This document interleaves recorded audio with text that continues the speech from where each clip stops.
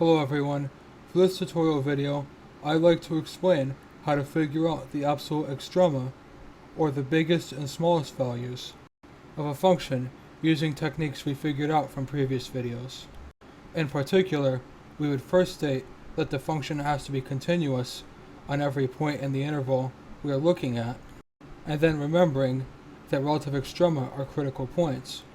We evaluate the derivative of the function and find all values where the derivative equals 0, because we know that any relative extrema is a critical point.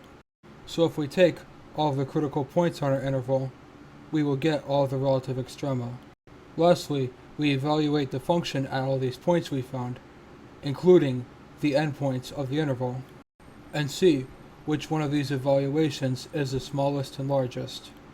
Using an example, if we were told to determine the absolute extrema of this graph from -1 to 4, we would see the graph is continuous because of what the function is. Then we would compute the derivative, set it equal to 0, solve for all values of x, or t in this function's case. We get -2 and 1 as our critical points. Test these values as well as the two endpoints, which were -4 and 2. We see in conclusion the absolute maximum is at -2 and the absolute minimum is at -4. If we are given a non-polynomial function such as this, we would see it is still continuous because of the fact all of the individual terms that add up to it are continuous. We compute the derivative, set it equal to 0, solve for t. As a trig equation, we would normally get an infinite amount of t's, but since we were working on a specific interval, we plug in only values of n that return a t within the interval specified. We get 5 of these in total. We evaluate the function at these points as well as at the endpoints of the interval.